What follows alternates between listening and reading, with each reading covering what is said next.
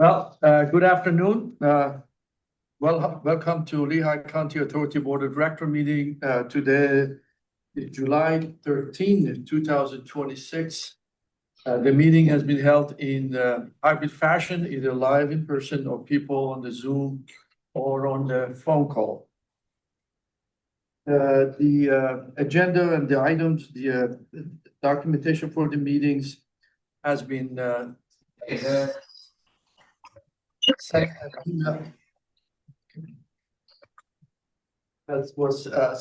and emailed to the Board of Directors meeting, and also was posted on the website. Lisa, would you please go to the roll call of the board member? You bet. Roll call of the board. Amir Feely. Here. Jeff Morgan. Here. Ted Lyons. Ted is here. Ted, can you unmute and say here? Yeah, Ted's here. Linda Rosenfeld. Here. Kevin Baker. John Ziller. Here. Peter Dent. Here. Neil Amin. Here. Vijay Singh. We have 7 board members present, so we do have a quorum. Okay, thank you. Appreciate that. Let's go to the next item is the review of the agenda and any need for any executive sessions. Okay, so for today, we have no changes to the agenda as published, but we do have an executive session and an executive committee following the close of this meeting. And yes, and the executive session is to discuss some matters with our solicitor related to potential property acquisition and potential litigation. Okay, thank you. Appreciate that. Going to the approval of the last month's meeting, please. I move the minutes be approved. I'll second it. Okay, the motion made by Linda, second by Peter. All in favor, say aye. Aye. Any opposed? Good. Thank you, appreciate that. Mr. Chairman, Yes. just like to note that Kevin Baker has joined the meeting. Okay. Hi, Kevin.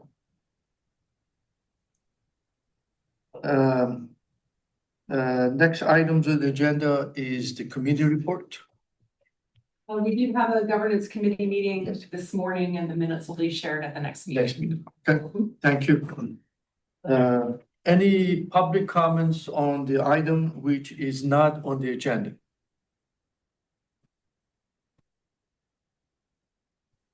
No, thank you, Amir. Hearing none, let us move to the action item. I think the first item is the LCA strategic plan for progress report, which is on the gray pages, digital packet, pages 6 to 11. So for this one, I have a bit of a presentation, and it's going to mirror for the most part what you have in the packet, but I wanted to share a couple of additional pieces on the screen for you. And also, since we have a couple board members who were not with us through the strategic planning process that we undertook in 2021, wanted to give just a little bit of background on that process. So in December of 2021, after about a year, many virtual meetings because it was COVID times, we adopted a strategic plan that was intended to cover the years 2022 to 2027. So this is a progress report through essentially today, or the first half of 2026. A lot has changed since 2021, and 2027 is next year. It's a good time for us to be thinking about refreshing and updating our strategic plan. The strategic plan includes a variety of traditional things that you normally would see, like a mission statement and a vision statement. And then we identified 6 priority areas that are listed on this screen. And so this is kind of like the broad framework for the strategic plan. Lots of detailed information below each of the 6 priorities. And what we have been doing since this plan was adopted is every year looking at the broad categories as well as in the plan, the specific strategies and activities that are listed in the plan and trying to hone in what are we really focused on for this year. And we try to keep it somewhat simple and focusing on five or sometimes six, we stretch to 7 key initiatives, but then of course there's subtasks and activities within each of those initiatives. So we're trying some new things this year because we really felt it was important to try to increase internally the visibility of these strategies and help us, some ways to help us stay on track. Because as I mentioned, a lot has changed and there are a lot of demands on our staff time. So a couple things that we're doing differently this year. We established quarterly or monthly, depending on the topic, what we're calling strategy sessions. And those sort of mirror the key priorities for this year, grouping them together so the conversation makes sense. Regional leadership and affordability, they're related topics, for example. So you can see we've got these various strategy sessions that are happening throughout the year to help us with our teamwork and help us stay on track with our activities and priorities. We also are just in the beginning phases of deploying some internal dashboards to help our teams increase visibility into these strategic objectives. And Chris and Taylor in the back of the room are really heading up the effort to put these together at 9 locations throughout our various buildings where employees actually work, and creating some site-specific metrics for them, as well as organizational metrics on key topics, and some opportunity for other employee messages for things that are happening throughout the company. So just wanted to give you a couple of examples of what that looks like.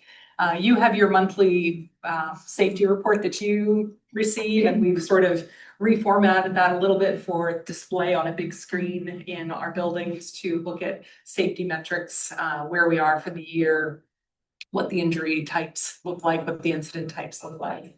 So this is one of the dashboards that'll be displayed on these boards.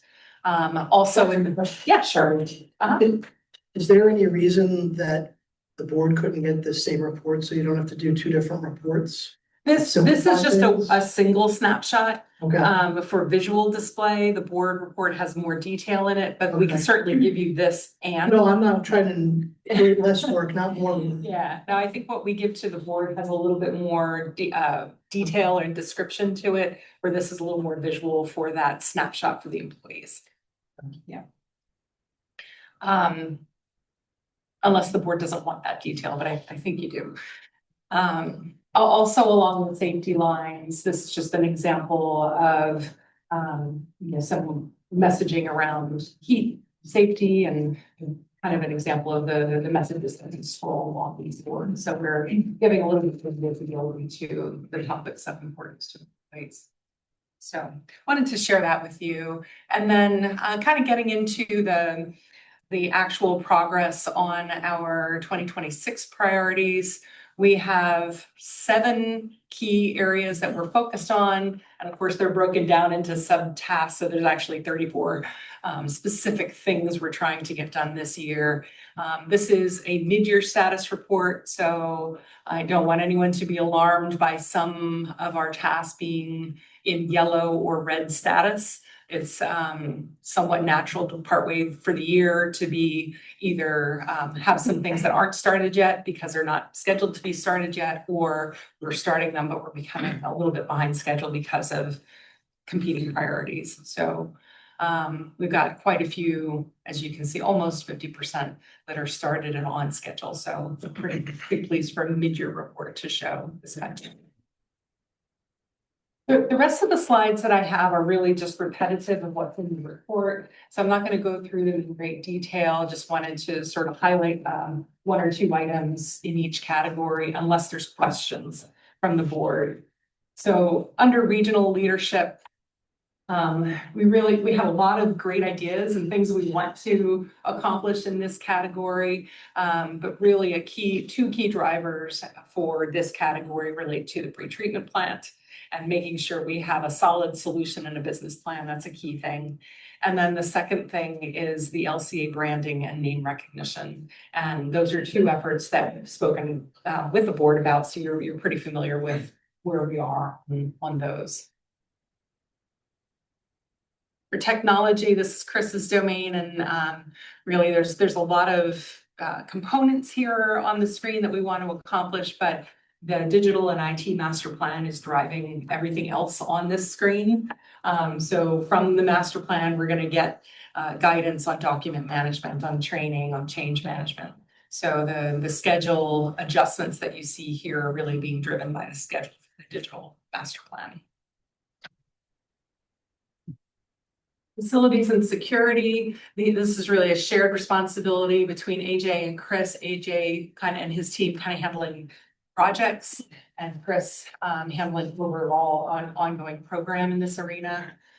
We've had some challenges in this particular area because we have a known workforce expansion happening in our field services division and not enough space for them. And the options, like honing in on what the options actually are, have been challenging for us. And that's really a key linchpin for this whole optimization plan or building plan. We had been thinking about some opportunities at the pretreatment plant and the property that we have there, but there's probably some other competing needs for that property that's kind of working through. That's why we're seeing some schedule changes here. On affordability, one of the key things that we're focused on with affordability is actually number 16, the monthly payment options. So just to be clear, we're not talking about monthly billing. So we're really talking about leveraging the upgrade that we made to a Munis system last year and the options that are available there for customers to pay monthly through more automated process. And we think that that's the right first place to start because that will help people with their household budgeting. And then we can kind of venture off into some of these other areas. Lead program has a lot of detail here, but we're very well on target with this program. It may in future years kind of come off of this list and more into a thing that we're just doing. We have to remove all the lead service lines in the next 12 years. And we're really doing a good job of getting that process underway with our cycle 2 project or cycle 3 project getting funding and advancing our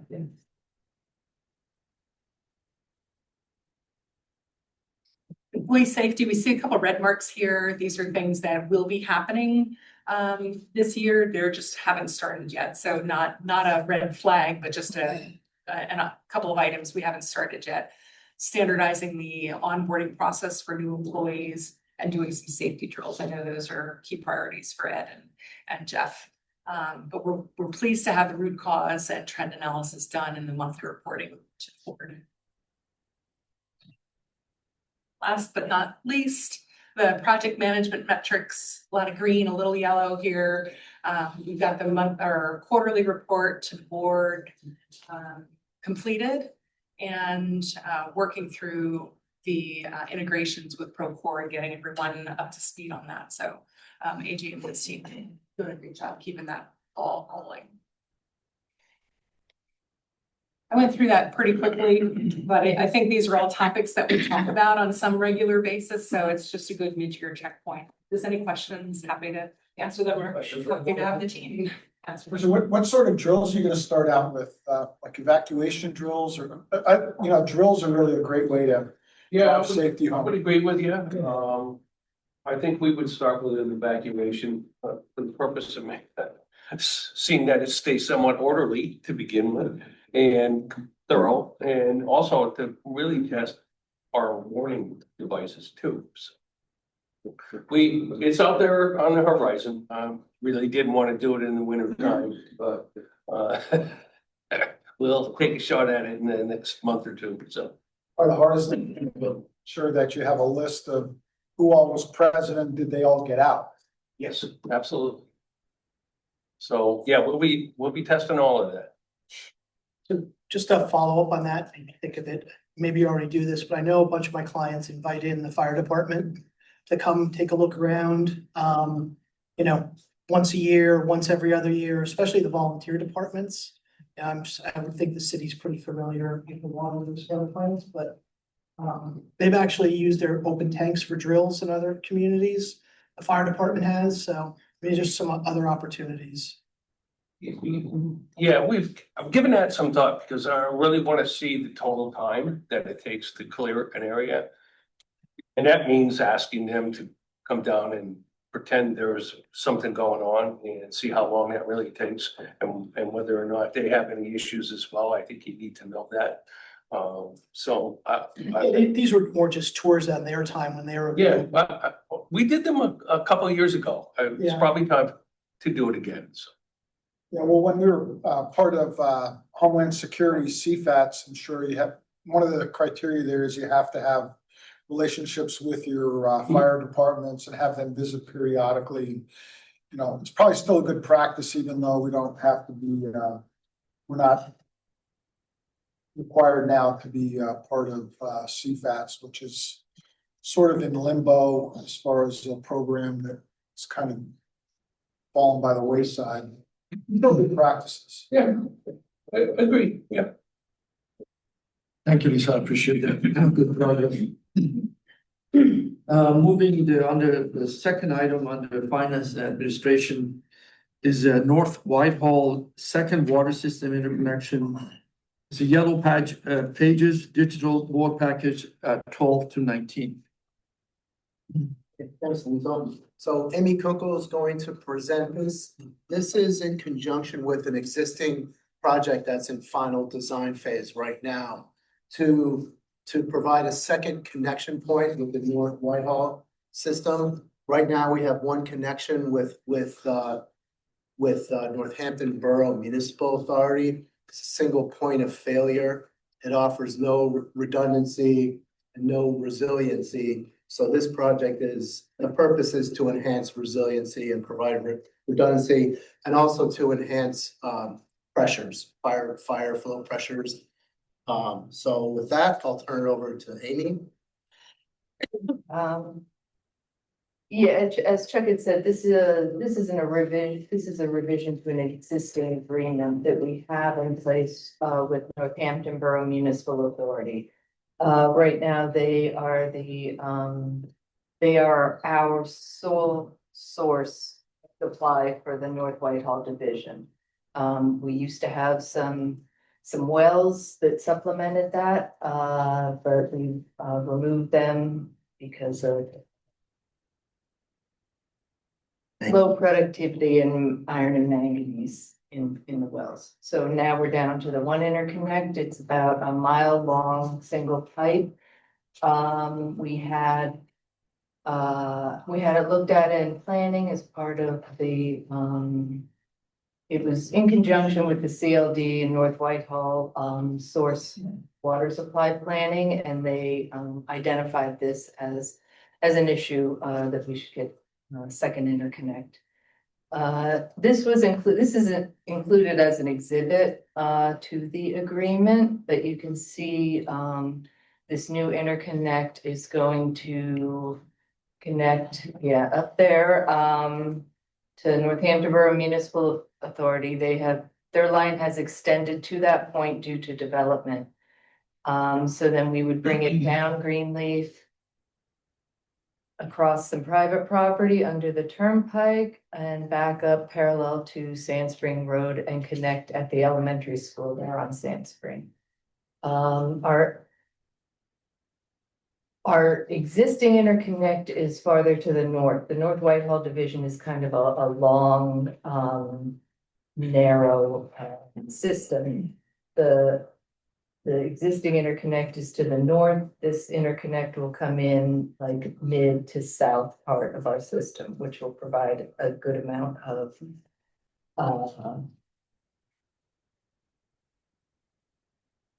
I should just. enhance pressures. The word escaped me. So we've been in talks with Northampton Borough Municipal Authority. They've been more than willing to go along with the second interconnect. So it is in design phase now. It's just about to go in for permitting and we're in the process of acquiring the easements for the line. We've worked with King Spry and King Spry has worked with their solicitor to come up with this revised agreement. It doesn't change the amount of water we take from MVMA. It just basically is giving us 2 locations to do that from. I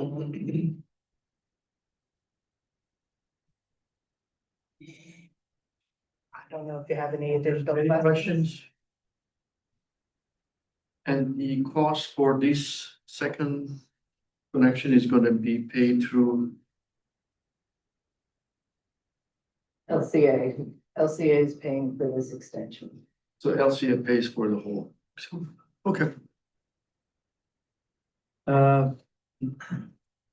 Any questions? No?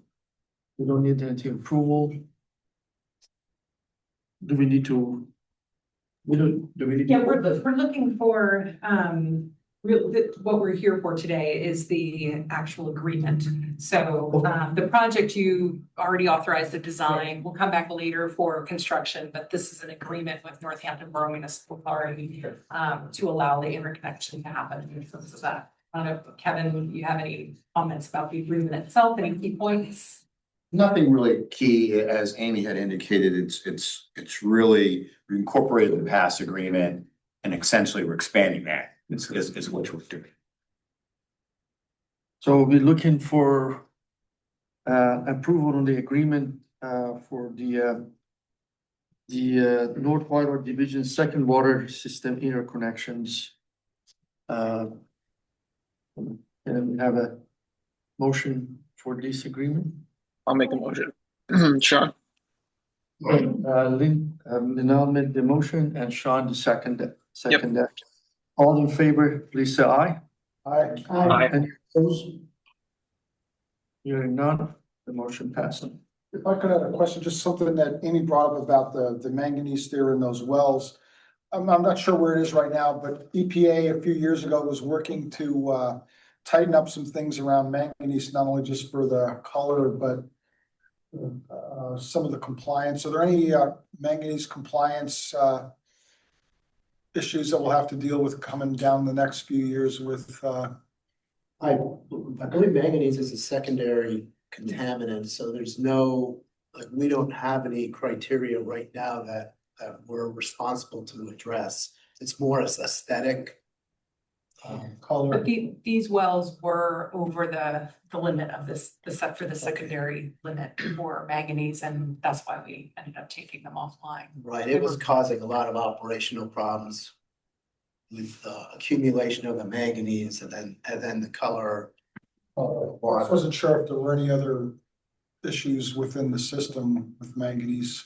Existing, I don't believe so. Thank you.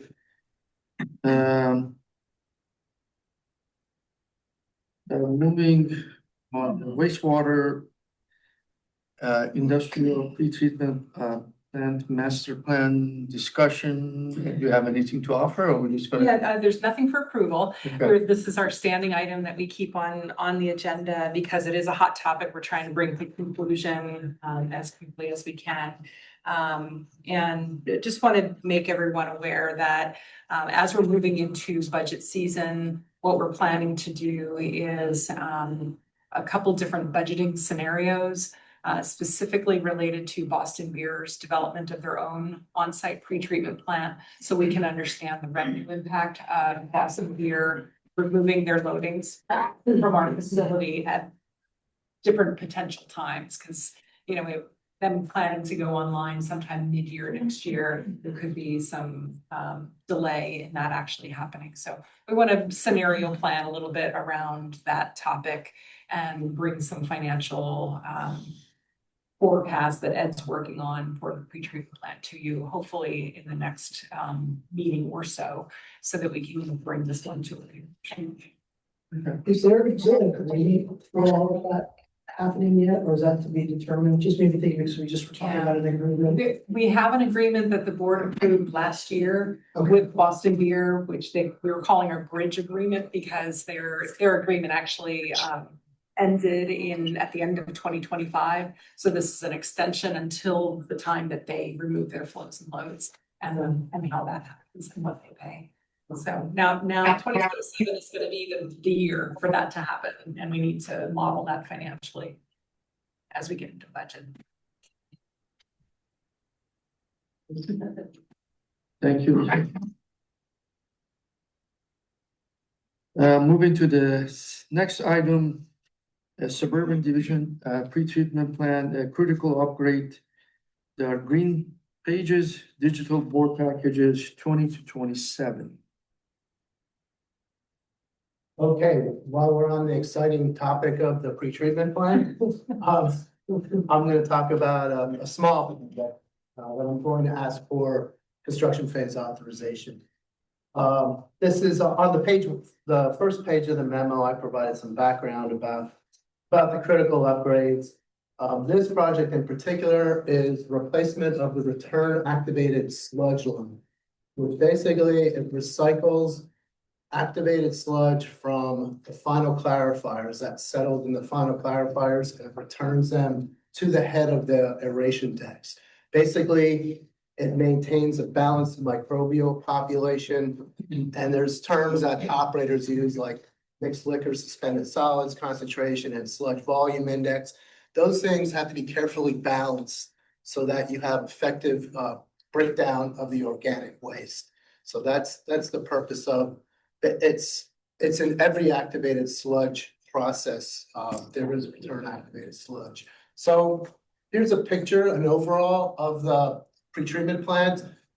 The yellow dot on the left there, those are the aeration decks. There's 6 tanks. They're each about 1 million gallons in capacity. They're about 16 feet deep. And that's like the stomach of our system. So the 2 final clarifiers, they're in the foreground at the bottom.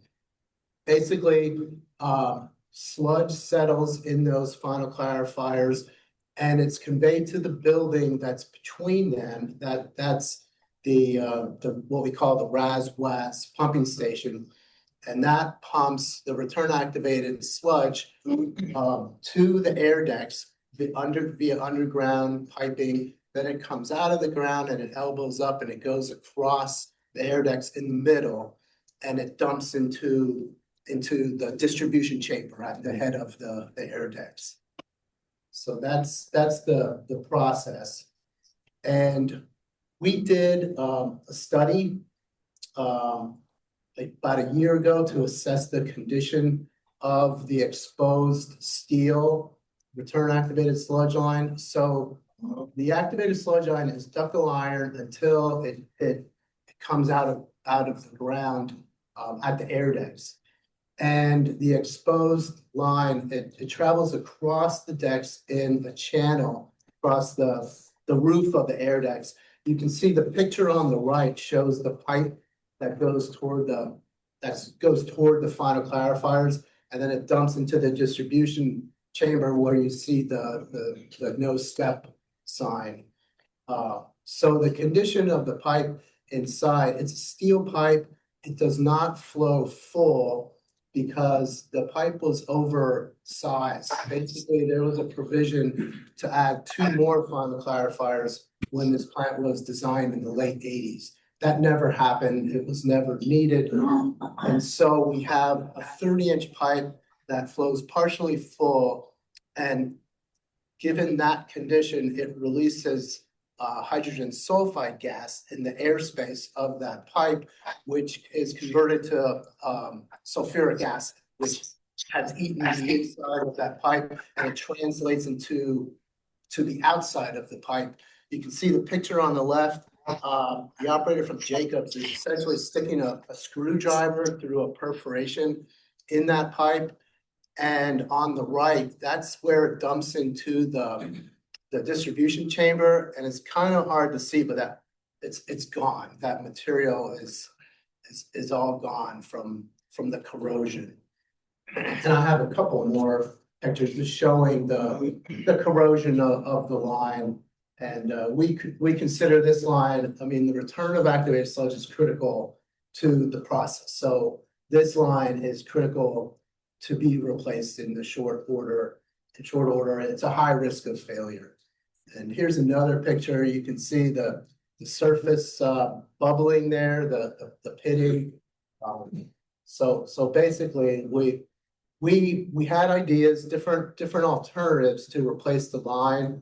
One was to construct a new line tying in between the final clarifiers and going along the surface of the air deck. That project was too expensive.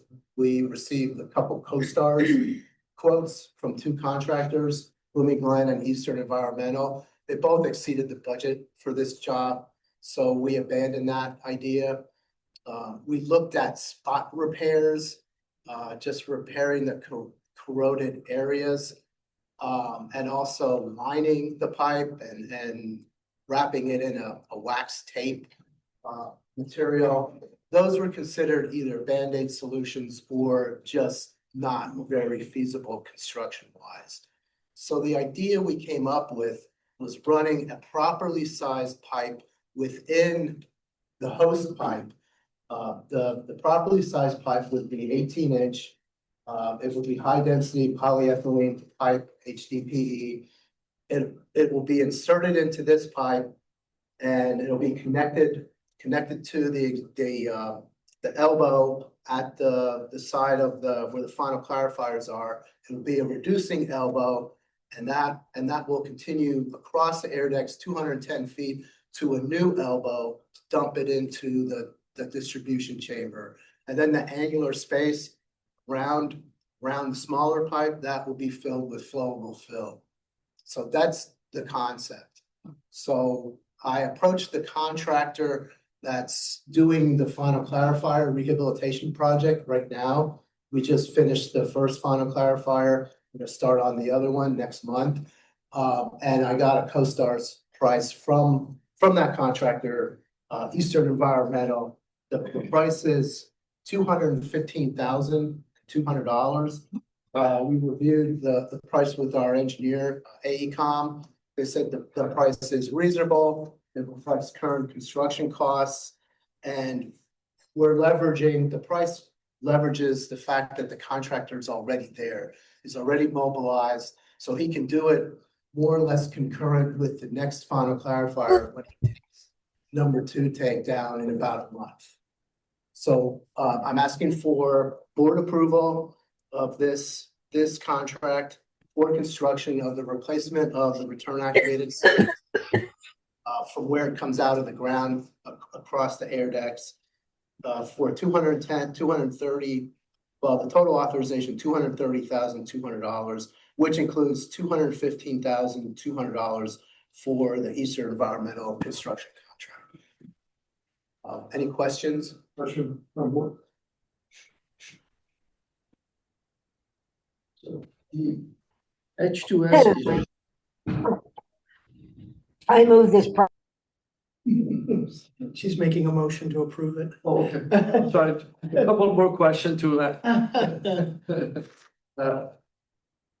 so the H2S is formed because of the free head space that. Well, in any like partially full sewer line, you get gassing off of hydrogen sulfide. So, and this is especially concentrated, it's sludge, right?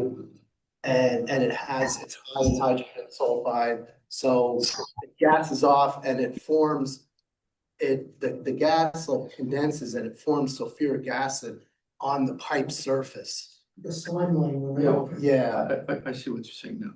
yeah, and so that, with this pipe being metal and not like cement line, ductile iron, Gas line ductile. Yeah, the chemistries will also be different. In the water, the H2S will be different than in the airspace. Plus the densities are gonna be, and the concentrations will be much higher in the gas phase than in the liquid phase because of the density of water. So it's always, I've seen this elsewhere in other chemical processes and stuff, that it's headspace is where you really have to, where you're gonna get you're gonna get higher concentrations and more corrosion. Right, if this line would have been properly sized, you would have a full pipe and you wouldn't have that situation. Because it's pumping 24/7. You're always returning the activated sludge to the head of the air decks. No, there is the glass line that, or is all using poly? Well, you could do glass line ductile, and if you had two 18-inch pipes instead of one oversized 30-inch, you could, or accommodations for a future one if you needed it, would it be in this position, right? Am I? Yeah, but we're going with fused HDPE. Yeah. It's a little cheaper, it's not subject to. And it will flow full. Yeah, plus everything's enclosed from the, there's no sunlight, there's no light to any of this stuff either, and HDP will break down with UV as well. Yeah, it's below Because grade. you're below deck and also you're inside the other pipe, so it's a good choice. So the amount of the money that we borrowed a couple of years ago for pre-treatment plant, right? Yeah, this is part of that Mhm. critical upgrade. So that's what we borrowed, 5 million, 6 million? 6 minutes. And that's coming from the money that is left over from that Correct. money that we borrowed. Yes. This is not considered part of the projects that we, no. No, this is like the last remnant of that critical upgrade project, basically. Okay. Thank you. Thank you, Chuck. I appreciate that. Seeking approval on the amount of $230,200 for the Suburban Division pre-treatment plan critical upgrades. Linda, now you can say. So moved. I'll second it. Okay, so we have the motion moved by Linda, and second by Peter. All in favor, say aye. Aye. Okay, you got it. Thank you. Moving to the next item is Allentown Division, Pine Island, wet weather improvement phase 1 approval. It's in Blue Pages, digital package 28 through 30. Amy Rohrbach is going to present this one. It's for equipment procurement related to the 100 mg, the wet weather company. She always asks for anything over $1 million. It never comes cheap, Expensive.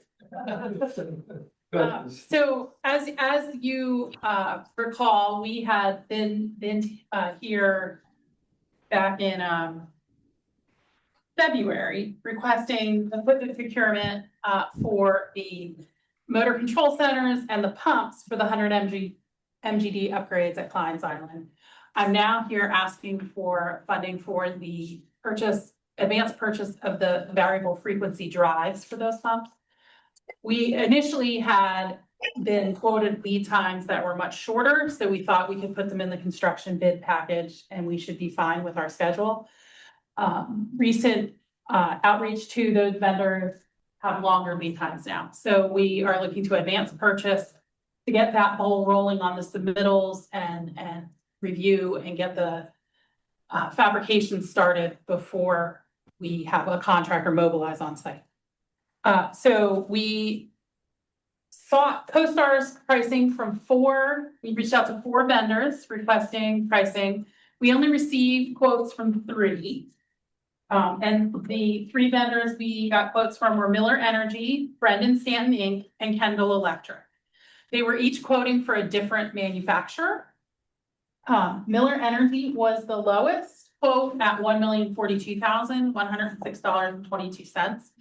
They were quoting ABB drives, and Brendan Stanton Inc. was slightly above, and they were at $1,075,850, so a little over $33,000 more. They were quoting Eaton drives. We did a little more research. We had a call with the folks from Miller Energy because we weren't ABB drives. And They informed us that their drives are not a standard, the 18 pulse VFDs that we have specified for the project are not a standard item. They would be custom for this project. They were really kind of pushing us into a different direction with another ultra low harmonic frequency drives that they prefer, which didn't sit well with us.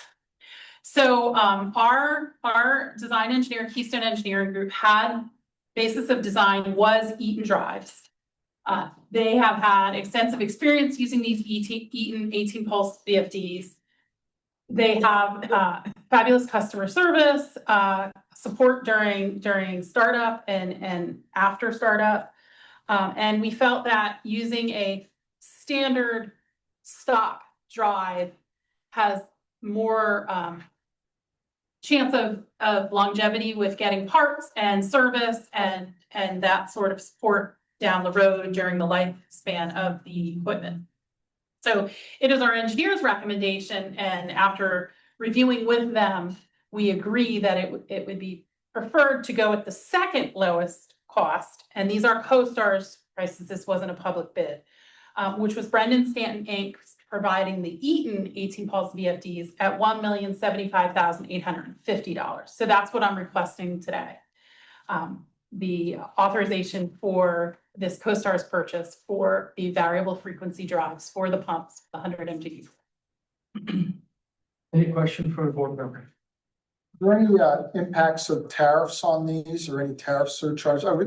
Eaton is US, ABB, I think they're Swedish, but again, all these supply chains are all international, and are you sure they're not gonna tap on what people are doing now, tariff charges on top of numbers? That has not been something that has been mentioned. And our engineer, our consultant, Keystone, has worked with Eaton extensively, and that hasn't been something they've experienced. So I don't believe we anticipate that. Yeah, plus they're more domestic anyway. So. Yeah, and they have local support in the Philadelphia area. So if, down the road when we need support, they're local, they're easy to work with. Our maintenance staff with some support of Eaton because they're gonna be the ones programming and maintaining them.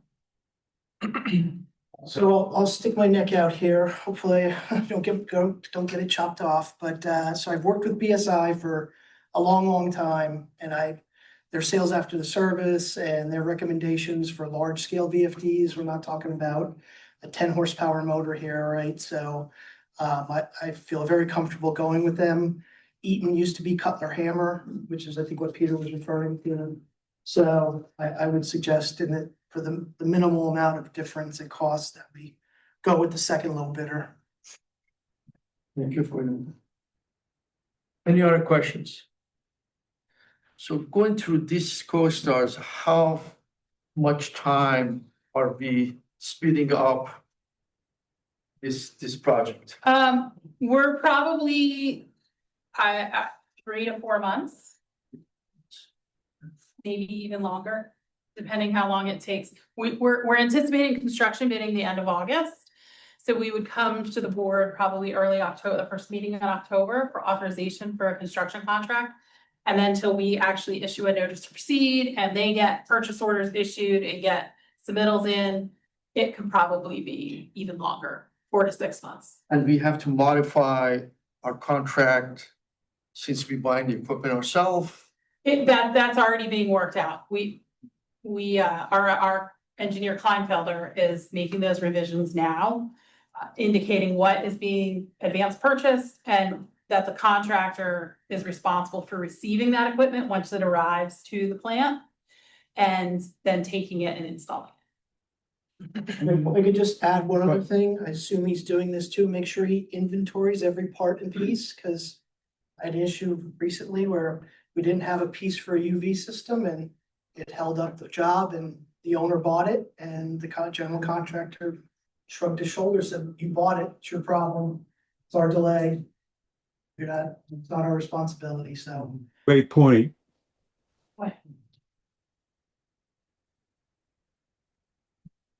I think part of the presentation, the the metrics that AJ presented was the lead time for a lot of the items that we have, so I think that's a lesson learned as we go forward with some of the bigger projects and bigger items, that we have to take this kind of initiative, that we knowing what are the challenges, and that can speed up some of the construction Correct. project, because as the things delay, is always cost associated with it. There's nothing price is gonna go down. It's just gonna go up, so it's a good call. If there's no more questions, so we asking, we asking for the capital acquisition for the amount of $1,075,850 for the Allentown Division Klein Island wet weather improvement phase 1. So moved. I'll second it. Okay. The motion made by Jeff and second by Peter. All in favor, say aye. Aye. Aye. Any opposed? Okay. Thank you. Thank you, Amy. Next items on the agenda is monthly project update. It's digital board package, page 31 to 41. Okay, so this is an exciting report because if you look at part 2 under project updates, we've got a number of project updates this time, and both by Amy Koval and Amy Borbach. So if you have questions on any of those project updates, we have them in the room to answer any questions. For our next meeting coming up in 2 weeks, we have all of our regular monthly reports, and we also will have the auditors present, or actually probably on Zoom, to review the 2025 audit. And then we have one other project authorization for our I&I programs planned for that meeting. So we have a pretty full agenda for the next meeting. I just wanted to highlight 2 of the project updates that are in the update section of the report. Both of them are Amy Borbach's projects. One is the Klein's Island substation project that is nearing completion. We're on our punch list process for that. So that's a very big project for a long time to get through. Initially authorized in 2022. So long-term project, great work. Another Amy Borbach project coming to conclusion this year, anticipated, is the final settling tank 1 through 4 upgrade at Klein's Island. So getting some projects completed and then new projects added. So you have any questions for either of the Amy's? They are here. Thank you, appreciate that. Okay, I think that was the last items, if I'm not mistaken, on the agenda. Staff comment. I'm nothing additional. Thank you. Solicitor comments. No comments, thank you. Sir. Any public comment? No, thank you, Amir. Any board member comments?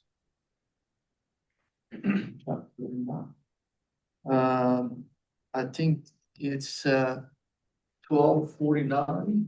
You guys want to start at 12:55, or you want to be more break than that?